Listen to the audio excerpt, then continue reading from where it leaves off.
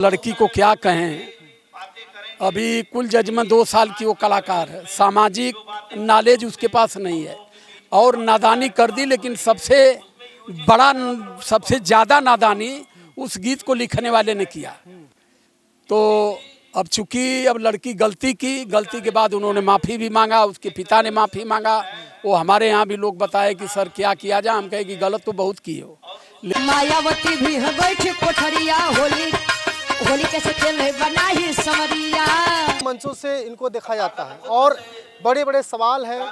Sir के ऊपर कई ऐसे मुकदमा लग जाते हैं, कई ऐसे FIR हो जाते हैं, लेकिन अपना बोली जो है कि बंद नहीं करते। लोगों ने कहा कि नहीं, राजकुमार यादव जी के कोई वीडियो चढ़ाएगा उसके ऊपर भी FIR होगा। सीधे बातचीत करें। बहुत स्वागत सर आपका। सादर जय भीम, नमो बुद्धाय। मैं मंच से आपको देखता हूं, हमेशा देखिए देवी देवताओं के खिलाफ बोलने का काम करते हैं और आपकी वीडियो कोई अगर अपलोड भी कर देता है तो उसको भी FIR होता है। और आपके साथ क्या होता है?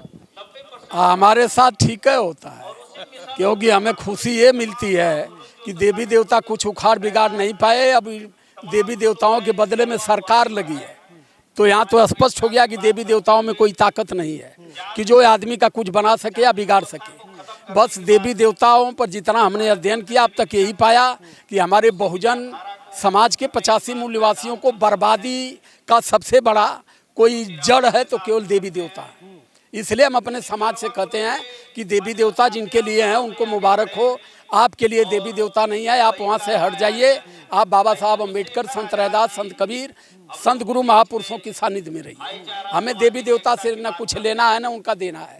जो देवी देवताओं से लाभ ले रहा है, जो देवी देवता जिनको फायदा पहुँचा रहे हैं, भैया उनके पूजे, उनके राम सलाम करें, उनकी अगरबत्ती बारे। न हम पूजेंगे न अपने समाज को पूजने के लिए कहेंगे। अभी केहू के बुरा लगे भला लगे उससे हमारा मतलब नहीं। अभी एक वीडियो वायरल हो रहा है, बहन कुमारी मायावती जी पे एक लड़की गायिका है रुचि यादव, वो भी जो है कि होली गीत गा दी, उसके ऊपर FIR कर दिया। नहीं, वो तो FIR की जगह थी।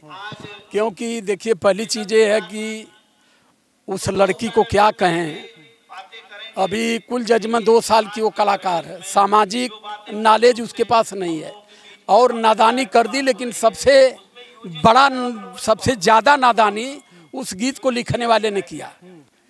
तो अब चूंकि अब लड़की गलती के बाद उन्होंने माफ़ी भी मांगा, उसके पिता ने माफ़ी मांगा।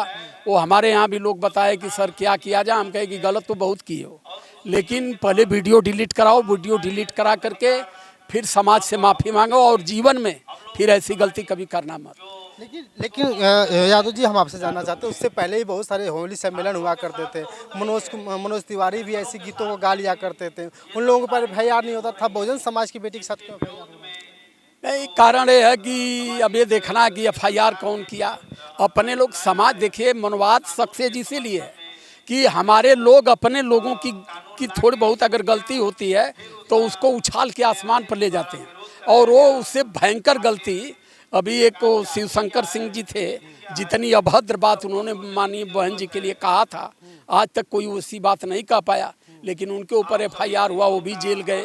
तो अगर कोई असंवैधानिक बात करता है या किसी का अपमान करता है तो उसका सीधा नियम है कि उनके ऊपर संवैधानिक कार्रवाई हो, कानूनी कार्रवाई हो। लेकिन यहाँ गलत ये हो गया कि उन्होंने गलत गाया, गलत गाने के बाद FIR हुआ, उसके बाद उन्होंने माफ़ी भी मांगा। माफ़ी मांगने के बाद फिर यही समाज उसको पूरा डट के गाली दिया। तो सवाल यहाँ ये है कि समाज हमारा इसी में नादान पड़ जाता है कि हमें अपने लोगों को कैसे समझाना चाहिए। हम ये कह रहे हैं कि मान लीजिए उन्होंने गलत गाया, क्षमा मांगा, तो जब क्षमा मांग लिया तो गलती तो वहीं ख़त्म हो। क्षमा आदमी वो मांगता है कि जो प्रयाश्चित करता है कि हमने बहुत गलत किया। उन्होंने ये भी कहा कि हम जीवन में फिर ऐसी गलती नहीं करेंगे। उसके बाद भी उस लड़की के साथ इतना अभद्र, इतनी बेमतलब की बातें लोग लिख करके डालने लगे, बोलने लगे, गाने लगे। तो जो लोग दिमाग से हीन है, बुद्धिहीन है, जिनको बहुजन मूवमेंट के बारे में पता नहीं है, वही लोग ये सब करते हैं। मंच से आपने कहा है कि मैं जो है कि चंद्रशेखर आज़ाद रावण को वोट दूंगा, लेकिन राजकुमार यादव के बारे में एक चर्चा है कि आप समाजवादी नेता हैं। ना, कभी नहीं, कोई सवाल नहीं पैदा होता, कोई कह नहीं सकता। पहले जब मुझे मूवमेंट की जानकारी नहीं थी, बाबा साहब अम्बेडकर, रैदास और माननीय कांसीराम साहब का जो मूवमेंट था, जब मैं उसके बारे में परिपक्व नहीं था, तो पैसा जो भी देता था उसी मंच पर जाके गाता था। लेकिन जब मैं इस मोमेंट को समझा और इस मोमेंट को जोड़ करके लेकर चलने लगा तो मैं बहुजन समाज पार्टी में भी नहीं गाता हूँ। क्यों कि जहाँ मनवाद हाला हुआ है वहाँ ईमानदारी से अम्बेडकरवाद की बात कोई कर ही नहीं पाएगा। क्या बहुजन समाज पार्टी मनवाद है इसमें? बिल्कुल है, कहने वाली क्या बात है। माननीय बहन जी जो आज उनका अस्तित्व जो खतरे में है सिर्फ इसलिए ही है क्योंकि जिसे हमें दूरी बनाना चाहिए वो कटैलों की तरह हमारे चारों तरफ घेर करके हमारी सारी सिक्योरिटी को जुटा करके अब वो हमारे मुंह पर ताला लगाए हुए हैं। अगर पूरी ईमानदारी से बहुजन समाज के मंच पर, बहुजन समाज पार्टी के मंच पर हम अगर अपनी बात कहेंगे तो अपने लोग कहेंगे कि नहीं आप गलत बोल रहे हो, आप ऐसा मत करो। मैं आज़ाद समाज पार्टी को इसलिए चुना कि ये पार्टी, ये संगठन ऐसा है कि संत गुरु महापुरुषों की मुख्य विचारधारा पर ये काम करते हैं। केवल जुटने का मतलब यही है और भाई की और मेरी, चंद्रशेखर की और मेरी विचारधारा से मेल खाती है। मैं जो बोलता हूँ चाहे वो जो बोलते हैं वही मैं सोचता हूँ। जो मैं बोलता हूँ वो बयान 2-3 दिन पहले वो दे दिया करते हैं। तो हमें समाज को अगर बचाना है तो हमें उस रोग से बचाना होगा जिस रोग की वजह से समाज हमारा कमज़ोर है और उस रोग को हम पाल के वो रोग को पैदा भी करें, उस रोग की दवा भी खाएं तो संभव नहीं है कि वो रोग हट पाएगा। आज महाशिवरात्रि है, आज ही मंच पे जो है कि आपने भगवान शिव के बारे में बहुत कुछ कह दिया। नहीं, हमने कहा कि आज भगवान शिव की शादी है और यहाँ भीड़ भाड़ कम है क्योंकि हमारा समाज भगवान शिव के शादी में शामिल है। तो इसमें गलत क्या है? सारे मंदिरों में हमारी माताएं बहनें, हमारे भाई डीजे लेकर, फूल माला लेकर, धूप अगरबत्ती लेकर के, धतूर लेकर के, बईर लेके अपना जुटे हुए हैं भगवान शिव के स्वागत में। तो इसमें गलत क्या है? यही बात तो लोगों को बुरा लग जाती है। तो भैया बुरा लगे तो हम क्या करिए? हम तो सही है कहते हैं। जब सही क्यों के बुरा लगे, गलत तो बुरा है। जब सही बुरा लगे तो तब कहा तब अपन मुंह फेविकोल से चिपका नहीं, बोलबे बंद कर। आखिरी सवाल, एफआईआर से डर नहीं लगता? ना, डर किस बात का?